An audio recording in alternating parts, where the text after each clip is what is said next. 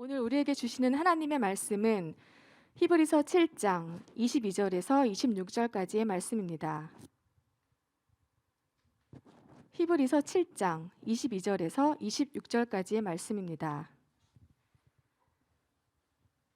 제가 가진 성경책 신약성경 360쪽에 있습니다.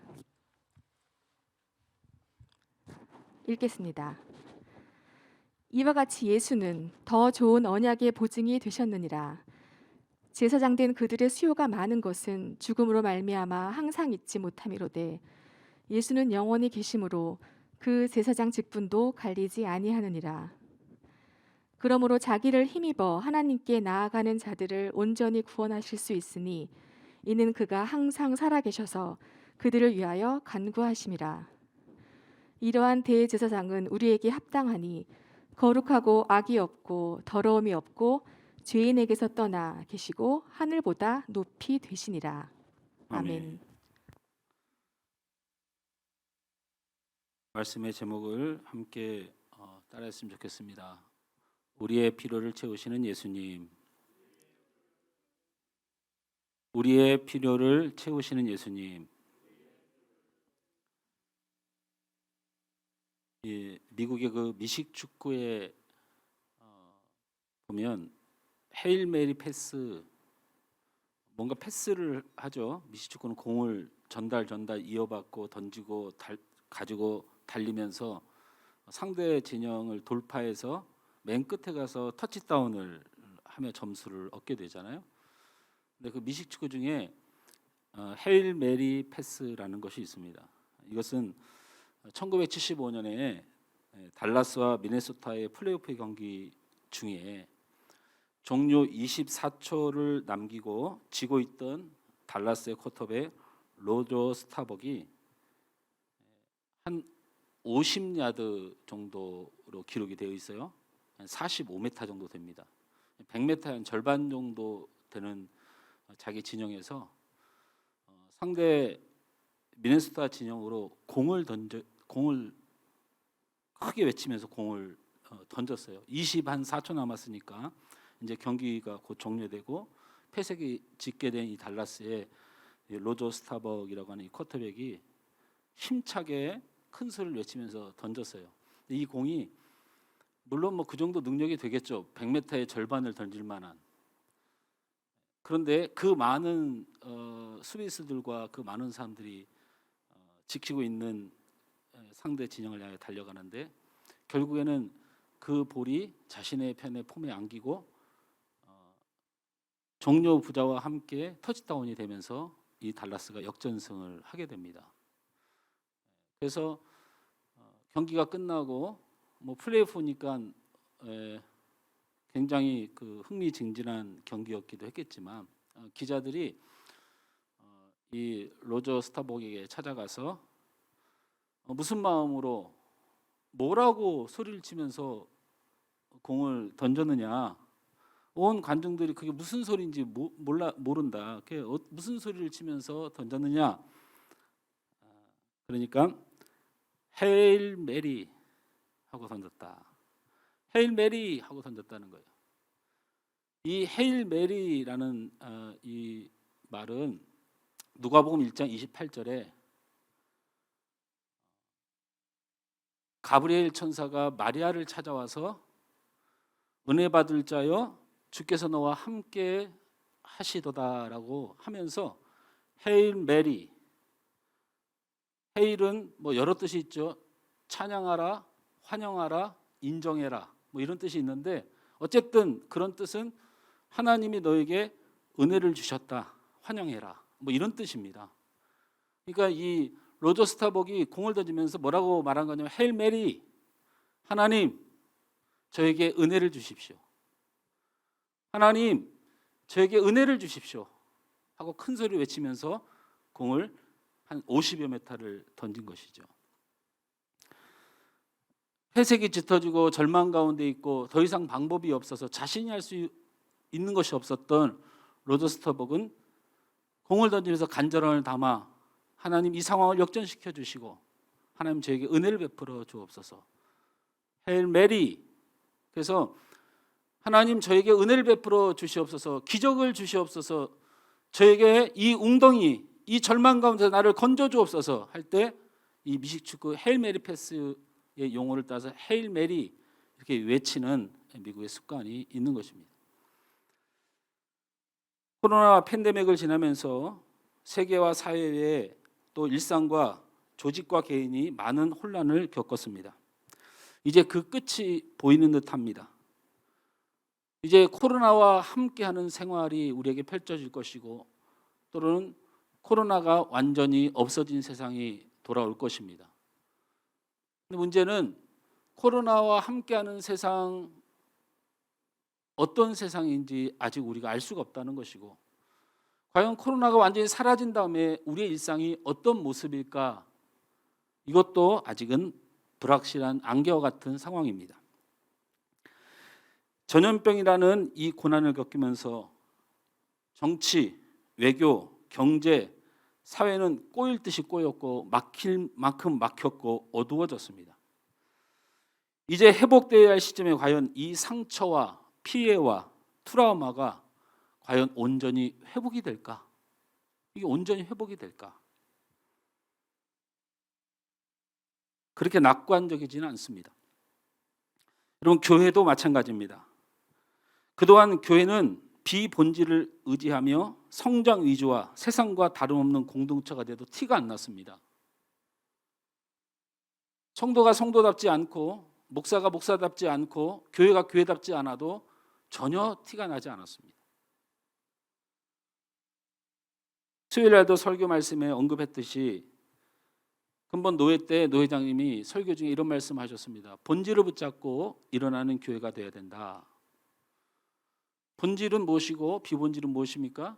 본질은 없어서는 안 되는 것들 본질이죠. 없어서는 안 됩니다. 본질입니다. 근데 비본질은 뭡니까? 없어도 되는 것, 굳이 없어도 되는 것을 비본질이라고 하죠. 교회가 본질을 쫓지 않아서 비본질에 붙들려서 한국 교회가 이루어졌었죠. 이 코로나를 맞이해서 큰 교회, 큰 좌석수 최대 99명, 5,000석, 만석이 되는데 90명 앉아. 어쩔 때는 20명이 앉아. 비본질이죠. 건물은 비본질입니다. 넓은 주차장, 넓은 땅, 차가 서너 대 서 있습니다. 500대, 1000대를 세울 수 있는 교회 주차장에 차가 한두 대 서 있어요. 2년 동안. 비본질이죠. 주차장은 그렇게 큰 의미가 없는 거죠. 이것뿐만이 아니죠. 수많은 것들이 정지되고 멈추었습니다. 그럼에도 불구하고 교회는 여전히 교회인 이유는 본질이 살아있기 때문에 그렇습니다. 그 본질이 뭡니까? 우리의 예배입니다. 우리의 예배입니다. 우리가 어떤 환난과 어떤 핍박을 당해요. 우리가 옥중에 갇힐지라도, 우리가 전염병으로 다 우리의 생명이 위협을 받을지라도 교회는, 성도는, 하나님의 나라는, 예배는 멈출 수 없습니다. 이게 본질이지 않습니까? 이 본질을 붙들지 못했던 교회들이 무너지고 상처받고 고통받는 인연이었습니다.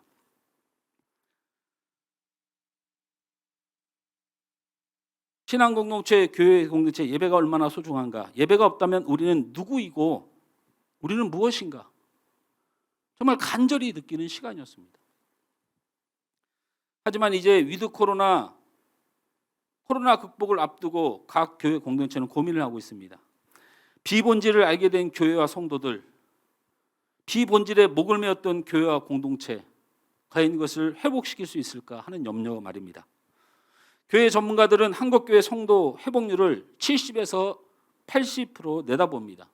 또한 새신자의 전도 확률을 마이너스로 보는 지경까지 왔습니다. 오히려 오는 사람보다 떠나는 사람이 많을 것이란 얘기입니다. 코로나 팬데믹으로 세상도 교회도 과연 정상 회복과 새로운 부흥의 길을 갈 수 있을까 염려하고 있습니다. 그리고 큰 위기라고 말하고 있습니다. 그리고 많은 걱정들을 하고 있습니다. 저는 이럴 때 이렇게 외쳐야 한다고 생각합니다. 헤일 메리, 헤일 메리. 하나님 절망적입니다. 하나님 너무나도 어둡습니다. 하나님 너무나도 고통스럽습니다. 이 사회나 정치나 경제나 교회나 가정이나 내 개인이나 소망이 없습니다. 하나님 내게 은혜를 주옵소서. 하나님 내게 은혜를 주옵소서. 헤일 메리. 옆 사람의 이름으로 축복합니다. 헤일 영철, 헤일 다운. 옆 사람 보고 축복 안 하면 축복 못 받는다는 각오로 합니다. 자, 앞뒤를 헤일 우진, 네, 헤일 수경, 우리 영상을 보내 헤일 뭐라고 할까요? 우리 재성. 네, 하나님이 여러분에게 은혜를 주시길 원합니다. 오늘 말씀을 잘 들어보십시오. 오늘 히브리 성도들은 예수를 믿고 믿음을 지키기 위해서 고난을 당하면서 신앙생활을 하고 있었습니다. 그런데 고난이 심해지자 예수를 믿는 것까지는 괜찮은데 예수를 믿어도 이 고난이 해결이 안 돼. 뭐 부자가 되거나 병이 낫거나 이런 일이 안 일어나니까 예수님을 떠날 준비를 하고 있었어요. 왜? 예수를 믿는 것과 내 삶과는 전혀 관계가 없구나. 그러려면 왜 내가 예수를 믿나? 라는 생각에 사로잡혔던 것이죠. 그런 회의로 자신들도 모르게 절망하면서 예수를 떠날 준비를 하고 있는 사람들이 오늘 이 히브리서를 받아보는 신앙 공동체의 모습이었습니다. 혹시 이 중에서도 예수님을 떠날 준비를 하고 계신 분들은 없는지, 떠나려고 의도적으로 계획하고 있지는 않지만 이 히브리 성도들처럼 자신도 모르게 예수님을 떠나 있는 자신을 발견하고 있는 성도는 없는지, 고난과 시련과 달라질 것이 없는 나의 일상을 보면서 이제 지쳐서 예수님마저도 소용없다고 자신도 모르게 믿음도 없고, 믿음이 없습니다. 하나도 없어요. 믿음이. 병들어도 믿음이 없어요. 자녀 문제로도 염려는 있어도 믿음은 없어요. 기도도 없어요. 찬양도 없어요. 예배도 안 돼요. 내가 기도가 안 되고 찬양이 안 되고 믿음이 없고 예배가 은혜스럽지 못한 그 이유는 내가 예수님을 떠나고 있는, 나도 모르게 떠나고 있는 모습이 아닌지 돌아보게 됩니다. 사람에게 필요한 것이 수없이 많습니다. 신문사설을 보니까 한국일보 신문사설입니다. 이런 말이 있습니다. 사람이 살아가는 데 꼭 필요한 것은 시간과 돈과 에너지다. 시간과 돈과 에너지는 에너지는 사람이 사는데 꼭 필요한 것이다. 그런데 어릴 때는 시간과 에너지는 많지만 돈이 없고, 젊어서는 돈과 에너지는 있는데 시간이 없고, 늙어지면 시간과 돈은 있는데 힘이 없다. 이것이 인생이다. 이거를 보면 참 허무한 생각이 듭니다. 시간과 돈과 에너지가 우리에게 꼭 필요한데 한 번도 이것이 합쳐져서 만족할 만한 삶을 살 수 있는 것이 불가능하다. 이것이 인생이다라는 거예요. 문학가이자 크리스천 작가인 로이 렌신이 그의 이런 글을 썼습니다. 인간에게 가장 필요한 것이라는 글에서 이런 질문을 합니다. 여러분에게 가장 필요한, 인간에게 가장 필요한 것이 무엇이라고 생각하십니까? 라는 글을 씁니다. 그는 그 후미에 이렇게 말합니다. 인간에게 가장 필요한 것이 지식이었다면 하나님은 우리에게 완벽한 교육가를 보냈을 것이다. 인간에게 필요한 것이 건강이었다면 하나님은 우리에게 완벽한 의사를 보내셨을 것이다. 인간에게 가장 필요한 것이 돈이었다면 하나님은 우리에게 완벽한 사업가를 보내셨을 것이다. 인간에게 필요한 것이 즐거움이었다면 하나님은 우리에게 완벽한 연예인을 보내셨을 것이다. 그러나 하나님은 인간에게 예수를 보내셨다. 이것은 무엇을 의미합니까? 우리 인간에게 가장 필요한 것은 바로 우리 구주 예수 그리스도라는 사실을 말하는 것입니다. 우리 인간에게 완벽한 교육가, 완벽한 의사, 완벽한 연예인, 그것이 정말 우리를 구원할 수 있었다면, 우리의 삶의 능력이 될 수 있었다면 예수님, 아니 하나님은 분명히 우리에게 그런 필요한 것을 보냈을 것이다. 그런 하나님은 우리를 위하여 우리 구주 예수님을 보내셨다.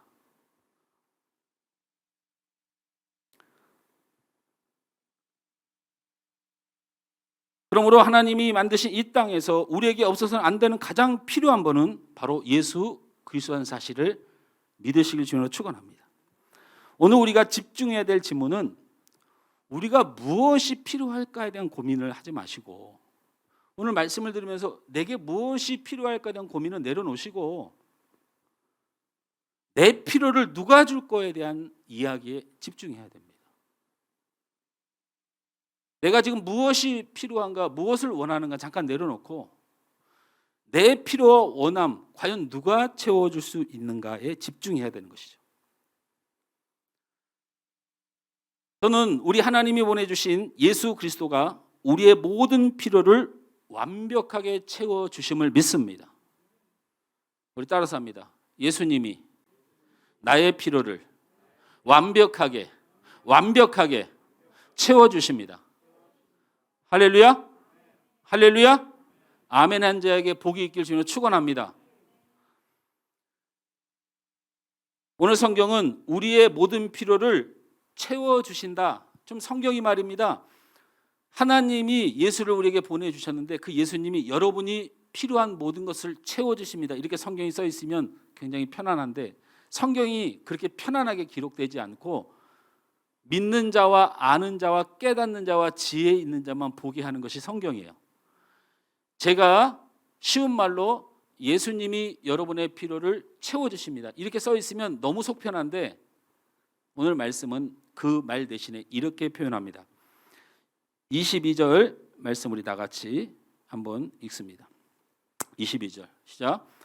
이와 같이 예수는 더 좋은 언약의 보증이 되셨느니라. 이 말씀을 다시 한번 그냥 띄워넣어 보세요. 예수는 더 좋은 언약의 보증이 되셨다. 예수님이란 분은 더 좋은 언약의 보증이 됐다는 거예요. 예수님이 더 좋은 것을 가져오셨다는 뜻이죠. 언약이 약속이잖아요. 예수님이 하나님의 약속을 가져왔는데 더 좋은 것을 가져왔다, 그런 뜻입니다. 그러면 이 말을 다시 돌려보면 예수님 이전에도 좋은 것은 있었어요. 예수님 이전에 좋은 것이 있었고 그 좋은 것보다 더 좋은 것을 가져오신 분이 예수님이다, 그 뜻입니다. 자, 그러면 예수님 이전에 무엇이 좋았을까? 어떤 상황이었을까를 들어봐야 되겠죠. 하나님은 율법을 통해서 제사를 제정하셨어요. 그리고 그 제사를 드림으로 죄 있는 인간이 거룩하신 하나님 앞으로 나아가고 살 수 있도록 하나님이 은혜를 베풀어 주셨죠. 그래서 그 제사를 위해서 아론의 자손들 중에서 제사장을 세워지도록 하나님이 명령하시고 택하셨어요. 그래서 백성들이 너무나도 이 사실을 잘 알아요.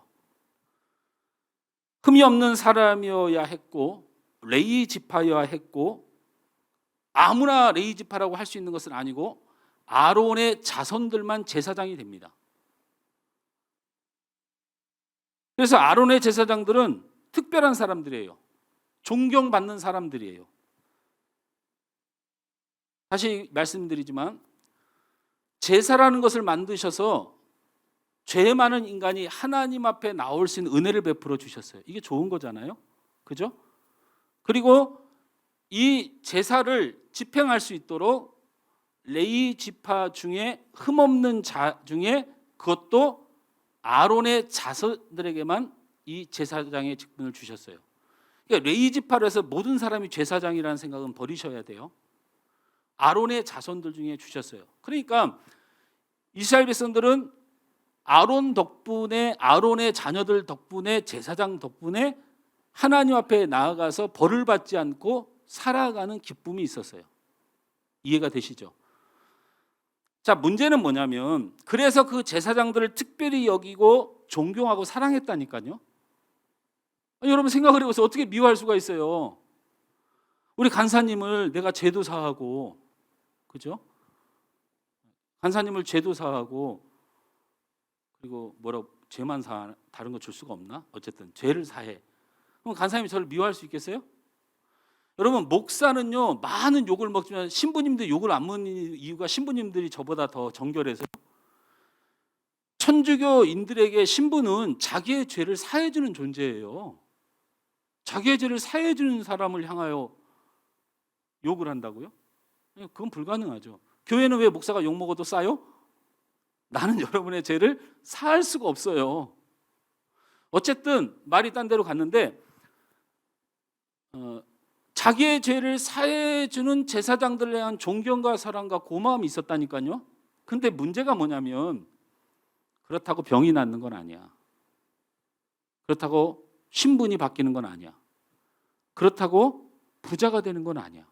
이게 문제였던 거예요. 이게 제사장을 향하여 고마운 마음을 갖고 있고 사랑하고 존경하는데 내 삶은 달라지지 않으니까 그냥 거기서 멈춰 있는 거예요. 자, 그런데 예수님을 꼭 그렇게 생각하고 있었어요. 히브리 성도들이 예수님을 꼭 그렇게 생각했다니까요. 우리의 죄를 사해 주시고 나를 사랑하시니까 고맙고 눈물 나고 그리고 존경하고 예수님을 사랑해요. 히브리 교인들이. 근데 문제는 뭐냐면 그렇다고 내 삶이 바뀌는 건 아니야. 아플 거 다 아프고 인생 꼬일 건 다 꼬이고 이러니까 예수를 믿고 싶지 않은 거야.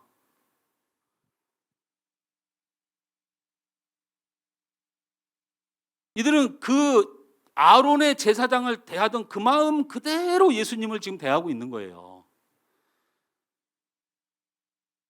그래서 낙심하고 좌절하여 예수님을 떠나려 했던 거예요. 예수님이 특별한 분이고 사랑이 많으신 분이고 우리의 죄를 제사장처럼 사하게 하셔서 고맙고 존경하지만 자신들의 고난과 시련과 어려움을 해결해 주신 참된 제사장으로 받아들이지 못하고 예수님 자체를 믿질 않아요. 고마운 분일 뿐인 거지.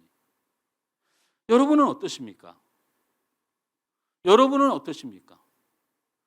예수님이 우리의 죄를 사하시고 우리를 구원해 주셨다고 하니까 보혈을 흘려 피를 흘려 주셨다고 하니까 고맙고 사랑하고 감사한 마음은 있지요. 그러나 여러분의 고난과 시련과 여러분의 어려움을 완벽히 책임져 주실 나의 구주 예수 그리스도로 믿으십니까? 믿으십니까?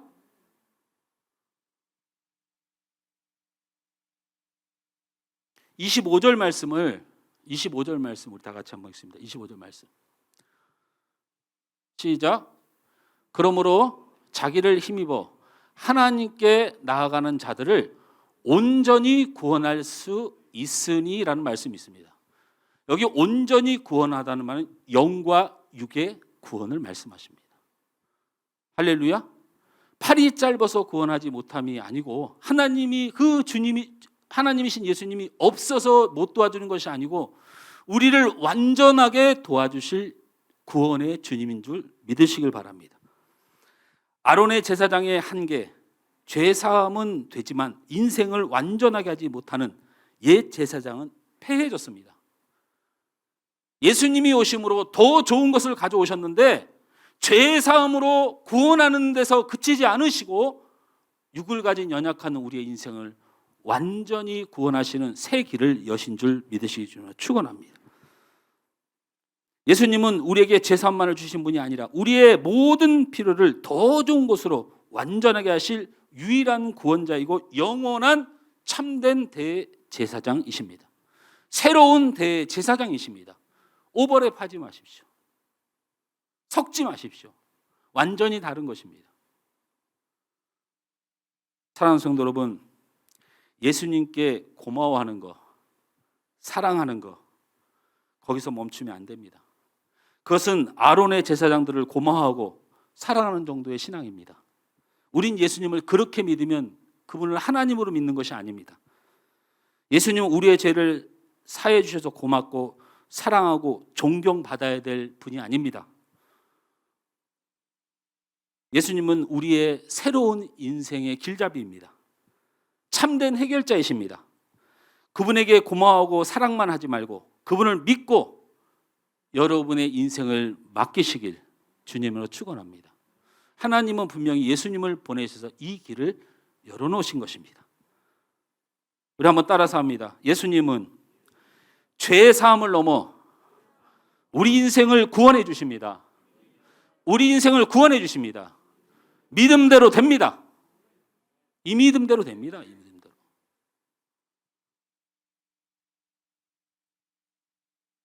두 번째로 예수님은 우리를 위하여 간구하십니다.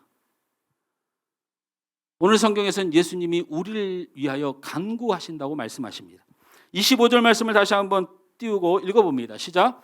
그러므로 자기를 힘입어 하나님께 나아가는 자들을 온전히 구원하실 수 있으니 어떻게 구원할 수 있냐면 이는 그가 항상 살아계셔서 그들을 위하여 간구하심이라. 아멘. 우리가 구원을 어떻게 받고 우리의 필요를 어떻게 채워갈 수 있냐면 하나님 보좌 우편에 앉으신 예수님께서 하나님께 항상 간구하신다라는 것입니다. 로마서 8장 34절 말씀에 예수님의 정확한 사역의 위치를 설명했습니다. 다 같이 읽습니다. 시작. 누가 정죄하리요 죽으실 뿐 아니라 다시 살아나시는 그리스도 예수시니 그는 하나님의 우편에 계신 자요 우리를 위하여 간구하시는 자신이라. 아멘. 여기서 간구한다는 말은 원어로 데세이라는 단어입니다. 여러분 이건 정확히 데세이라는 단어는 간구하다는 뜻인데 하나님께 필요한 것을 요청하는 기도를 의미합니다. 천국 오게 해주세요. 죄를 사해 주세요. 이게 간구가 아니에요. 예수님은 간구하신다는데 그런 기도를 하시는 게 아니에요. 아니 하나님이 정하신 하나님의 백성을 예수님이 왜 참견해요? 예수님은 그 기도를 하는 게 아니에요. 예수님은 뭐냐면 하나님 앞에 여러분이 필요한 것에 대해서 끊임없이 하나님께 요청하고 계시다. 그래서 우리의 모든 필요를 채워줄 수가 있는 것입니다. 예수 그리스도의 십자가의 대속을 통한 우리의 구원은 큰 의미에서 하나님의 사역입니다. 구원은 하나님의 뜻이고 하나님의 사역입니다. 그러나 예수님의 사역은 그 특징이 다릅니다. 성자 예수님의 사역은 하나님이 사랑하시고 하나님이 구원하기를 원하셨던 인간을 위한 실천적 사역입니다. 이 땅에 죄된 육신을 입고 오신 것도 우리의 구원을 위한 실천적 사랑입니다. 고난을 받으사 십자가의 죽으심으로 실천하셨습니다. 우리를 돕기 위하여 성령을 땅에 보내주신 것도 예수님의 실천적 사역입니다. 이처럼 우리를 위하신 실천적 사역 하나가 또 있는데 바로 하나님 우편에 서서 우리의 필요를 우리에게 특별한 도움을 요청하는 것입니다. 다시 말씀드리지만 데세이라는 간구하다는 하나님을 향하여 특별한 요청, 특별한 건 죄사함과 구원은 하나님의 사역, 일반적 사역입니다. 예수님은 그거 말고 특별한 사역, 특별한 간구를 하는 것을 뜻합니다. 오늘 예수님은 여러분을 위해서 하나님께 특별히 부탁하십니다. 여러분을 세세히 보고 부탁하십니다. 걱정하지 마십시오. 세세히 보고 여러분을 살리고 여러분의 영혼이 살고 여러분의 육이 살고 하나님을 기뻐하며 하나님을 예배하며 주의 백성으로 온전히 설 때까지 하나님은 세세하게 지켜보고 인도하십니다. 제가 설교를 올라오기 전에 지금 한 2주 정도 목이 막 안 좋잖아요. 그래서 다음 주에 종합검진 그 대학병원 예약을 했고 신경외과, 신경내과 검사를 다 예약을 했어요. 근데 이제 괜찮다가도 긴장을 하니까 막 뒷골이 땡기고 막 저리고 그래요. 뒷골이 땡기고 저리니까 설교는 해야 되는데 기도했죠. 하나님, 설교할 때까지만 좀 지켜주세요. 그렇게 올라왔어요. 저는 그것이 예수님이 나를 기독케 하신 은혜라고 믿습니다. 저는 그런 세세한 것조차도 제 아픔은 의미가 없어요. 정말 없습니다. 제가 많은 생각을 해봤어요. 뭐 나이가 드니까 벌써 젊은 사람이 이런 생각하느냐 하는데 건강관리 잘 하겠습니다. 근데 예수님이 저를 지켜주십니다. 지켜주십니다. 내 사역을 멈추도록 건강을 걷어가시면 저는 그게 예수님께서 가장 좋은 조치를 취한 거라고 믿어요. 저는 사실 그냥 그렇게 믿습니다. 사실 왜냐하면 하나님을 향하여 예수님은 나의 모든 것을 세세히 보고 정확히 판단하시고 부탁하시기 때문에 여러분, 우리 예수님은 여러분의 인생에 가장 필요한 것을 하나님께 계속 간구하시는 분입니다. 여러분이 얼마나 어려운지, 우리가 얼마나 나약한지, 우리가 얼마나 죄인 됐는지 우리 예수님 다 아십니다.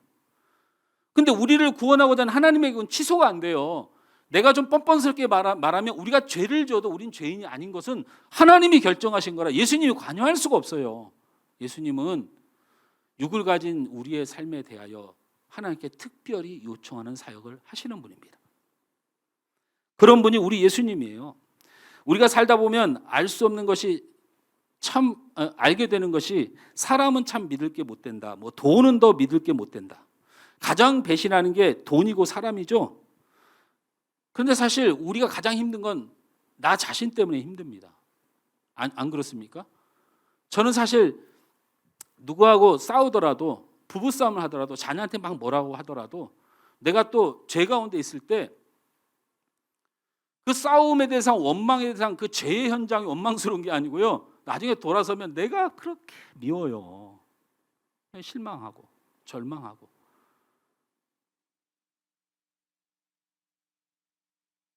나 때문에 상처가 큽니다. 여러분, 그러나 우리가 우리의 나된 나로서 살아가니까 나 때문에 실망하고 좌절하는 것이죠. 근데 성경은 우리에게 우리가 사는 것은 우리가 사는 것이 아니라고 선언합니다. 여러분, 갈라디아서 2장 20절 말씀을 믿음으로 한번 읽습니다. 시작. 내가 그리스도와 함께 십자가에 못 박혔나니 그런즉 이제는 내가 사는 것이 아니요 오직 내 안에 그리스도께서 사시는 것이라. 이제 내가 육체 가운데 사는 것은 나를 사랑하사 나를 위하여 자기 자신을 버리신 하나님의 아들을 믿는 믿음 안에서 사는 것이라. 아멘. 이 말씀을 쉽게 말하면 우리가 예수를 믿으면 내가 살아가는 것이 아니고 예수님이 내 안에 살아가는 것이다. 할렐루야. 죄를 져도 예수님이 닦으면서 사신다고요. 좀 미안한 말이에요. 우리 비그리스도인들에게 대단히 죄송한 말이지만 예수를 믿는 사람은 죄를 지어도 예수님이 닦으면서 사셔. 우리 안에 닦으면서 사셔. 우리가 악에 처했을 때도 죄에 처했을 때도 예수님이 그걸 닦으면서 살아. 보혈로 적시면서 살아. 예수님이 살아. 우리가 병들고 나약하고 절망적인 인생 가운데서도 절대로 예수님은 우리의 손을 놓지 않아. 우리 안에 사는 예수님이 우리를 놓지를 않아. 하나님이 혹여 우리는 포기할지 몰라도 그의 아들 예수는 절대 포기하지 않아요. 십자가에서 죽으신 주님이 부활하셔서 산 생명의 소망이 우리의 되신 이유가 하나님이 그 예수의 생명을 포기 안 합니다. 그분이 우리 안에 사시는 거예요. 여러분 안에 사시는 거예요. 내가 예수를 믿는 이유는 십자가에 죽어 우리를 위하여 자기의 생명을 버리신 하나님의 아들, 그 아들을 믿는 믿음 안에 내가 사는 것이 아니요 예수 그리스도가 사시는 겁니다. 죄송하지만 정말 여러분에게 기분 나쁘게 하고 여러분에게 제가 부족했다면 그건 정말 잘못한 거예요. 왜? 여러분 안에 사는 예수님께 제가 잘못한 거예요. 근데 더 큰 잘못은 여러분 안에 예수님을 믿지 못하고 여러분이 예수님이 내 안에 산다는 확신을 가고 죄의 어둠에 무너지지 말고 나약할 수 있어요. 어떻게 죄를 안 짓고 삽니까 우리가?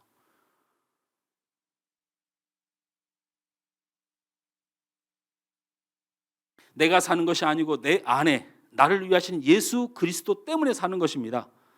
그 믿음으로 사는 거예요. 아직도 고난과 시련 속에서 나로 살고 있기 때문에 우리에겐 기적이 없는 겁니다. 기적이 없어요.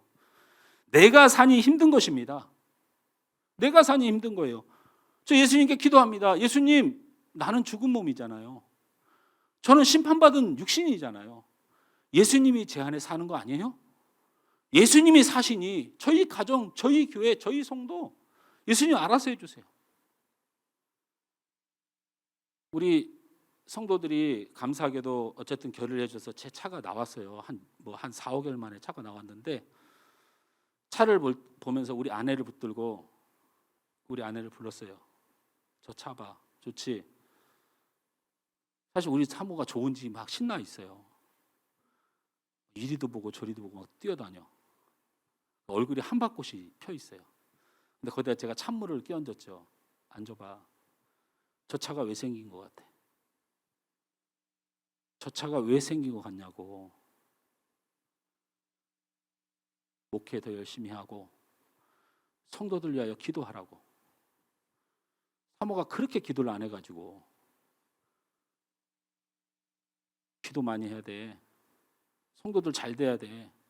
우리 성도들 복 받아야 돼. 기도 많이 해. 그러라고 차가 있는 거야. 그랬더니 나를 이렇게 쳐다보다가 저만요? 그러더라고. 그래서 아니야, 나도 열심히 할게. 그거야. 세상과 다른 건 뇌물도 아니야. 목사가 폼내고 다니라고 준 것도 아니야. 목회 열심히 하라고. 성도를 위하여 더 기도하라고. 여보, 우리 성도들 무조건 잘 돼야 돼. 그런 욕심으로 기도해. 저는 최소한 그런 믿음을 갖고 기도할 것입니다. 그러니 여러분도 믿음으로 기도하십시오. 내가 사는 것이 아니고 우리 예수님이 사시는 것이고 예수님이 여러분의 필요를 완전히 채워지도록 하나님께 간구합니다. 얼마나 신기한 현상입니까? 하나님이신 예수님이 하나님이신 성부 하나님 앞에 우리를 위하여 특별히 요청하는데 무엇이 안 되겠습니까? 말씀을 맺습니다. 우리는 흔히들 딱이란 말을 많이 씁니다. 딱 좋아. 딱 내 말이 그거야. 딱 맞아. 이 딱이란 단어는 나와 동일한 마음, 나와 내가 그것을 인정할 수 있는 상황, 참 그게 나한테 적절하다고 생각할 때 이 딱이란 말을 쓰지요. 저에게 예수님은 딱입니다. 저에게 예수님은 딱입니다. 그런데 이게 성경에 기록되어 있어요. 오늘 본문 26절로 말씀을 맺습니다. 보세요. 26절 시작. 이러한 대제사장은 우리에게 합당하니. 이 말이 예수님은 우리에게 합당하지라는 말인데 이 합당하다는 단어가 프레포라는 단어인데 잘 맞다, 딱이다란 말이에요.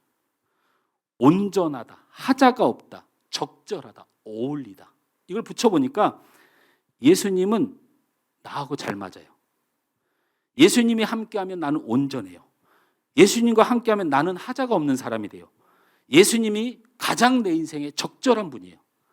저와 잘 어울리는 분이에요. 이것을 한마디로 나에게 예수님은 딱입니다.